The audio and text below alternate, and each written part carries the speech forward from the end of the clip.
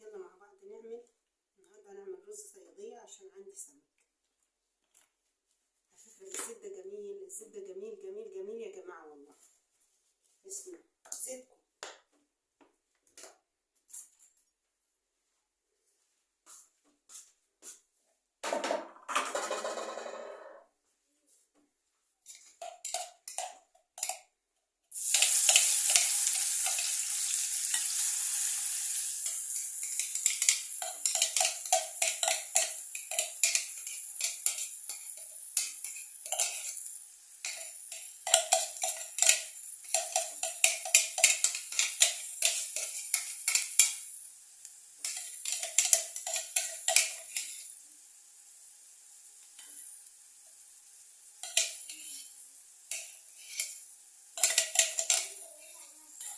نعم يا ماما.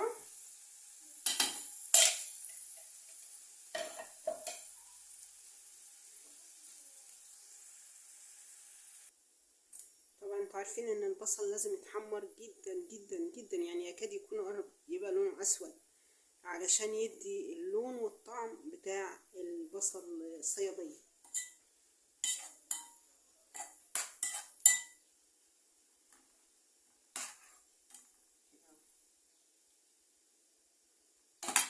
المية السخنة بسم الله بسم الله.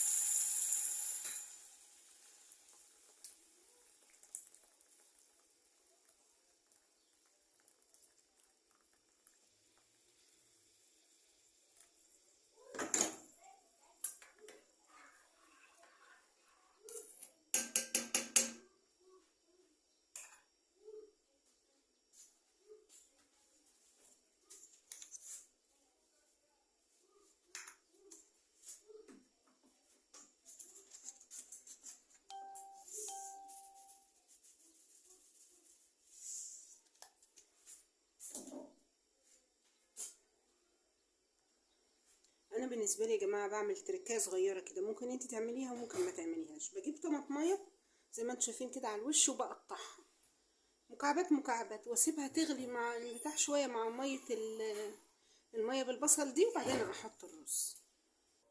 العصر بيقدم يا جماعه.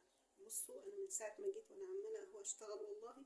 العصر بيقدم. اهو نقول مع بعض الله اكبر كبيرا، الحمد لله كثيرا، وسبحان الله بكرة واصيلا، لا اله الا الله وحده لا شريك له، الملك وله الحمد بيده الخير وعلى كل شيء قدير، الله اكبر كبير. نصلي على النبي.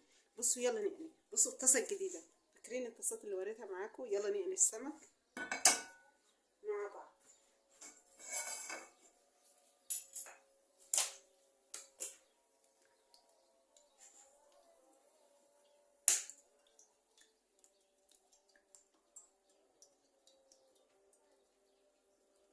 انا بحب اقلي السمك يا جماعه في زيت كتير، ما بعرفش احط نظام الزيت القليل ده، بحس انه السمك مش بيستوي وبيبقى مسود كده. بصوا السمك عندي ده النوع اللي هو اسمه قشر بياض وبلطي.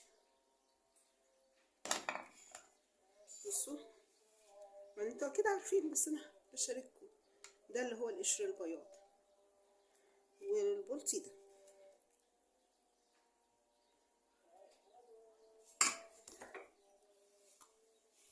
معلش. ايوه ده الترند، ابني بيقول لي ده الترند اللي ما فيهوش فايده. ده اللي يا جماعه اللي هو الايه، الدقيق بحطه في كيس وبحط السمك فيه عشان ما يطربش حوالينا. يعني المفروض ان انا بعمل حاجه اسمها تلحيسه، بس بامانه والله يا جماعه انا تعبانه ومش قادره، جايه من الشغل تعبانه. تبلته. بصوا يعني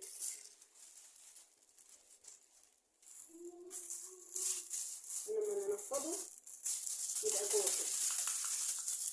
نعمل تاني كده. على مين يا بابا؟ على مين؟ على مين ترن؟ ليه؟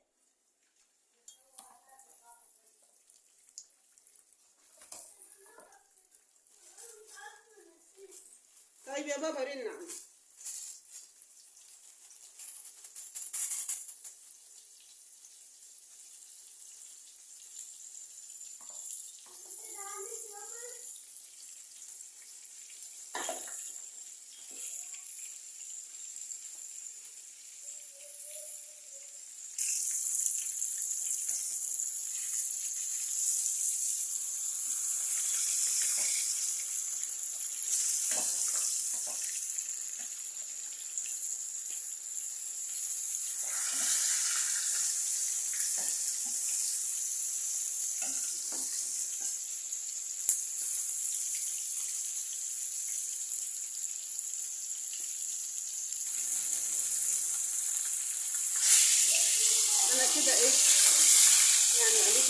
عشان بحب اعمله كده.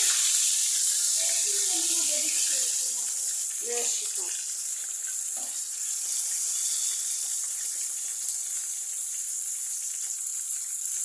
طبعا انا لسه عندي سمك تاني هقليه، بس طبعا انا ايه عشان الفيديو ما يطولش عليكم هقلي وبعدين نرجع ناكل انا يعني هتبقوا معانا المره دي واحنا بناكل.